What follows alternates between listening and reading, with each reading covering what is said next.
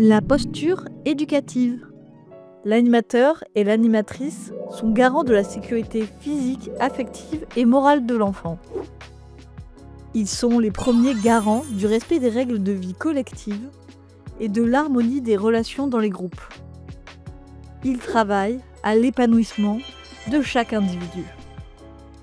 Les animateurs, et plus généralement l'adulte référent, ont valeur d'exemple pour les enfants, au travers de son comportement, de ses propos, de sa façon d'intervenir pour cesser un conflit, d'aider un enfant qui demande de l'aide, de son vocabulaire, du respect de la loi et des règles du centre.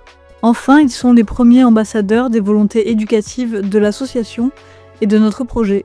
Ils choisissent les méthodes les plus appropriées pour atteindre les objectifs éducatifs et pédagogiques fixés.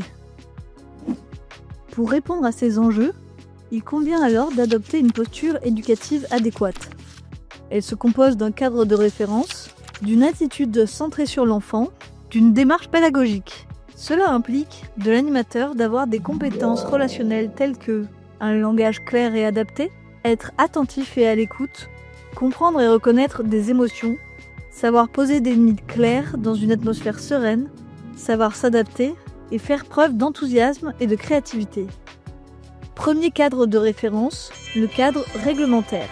La loi, la convention collective, le cadre d'emploi, c'est-à-dire le règlement intérieur de l'employeur, plus le contrat de travail.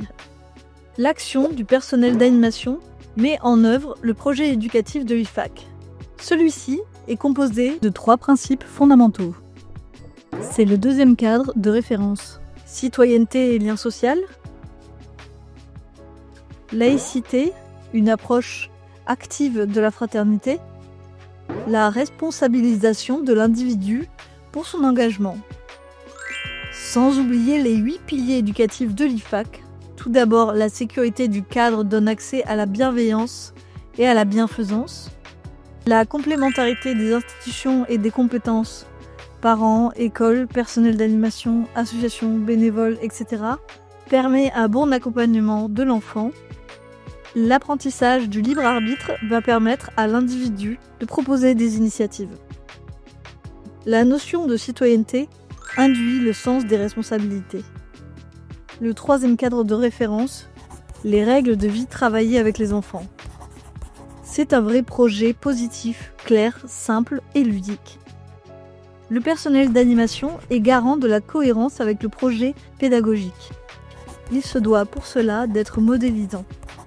Les règles doivent être simples et formulées de manière positive. On dit ce qu'on veut voir plutôt que ce qu'on ne veut pas voir.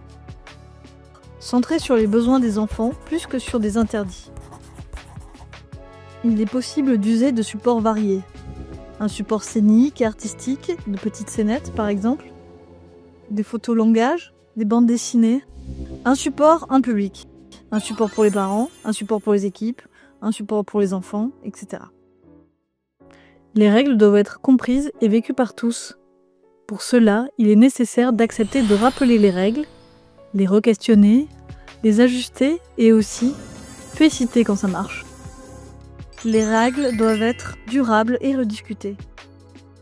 L'IFAC œuvre quotidiennement afin que ces 3 principes soient mis en place, en commun, en cohérence et de manière évolutive au sein des accueils, afin que chaque acteur, enfant, personnel, parent, puisse s'émanciper.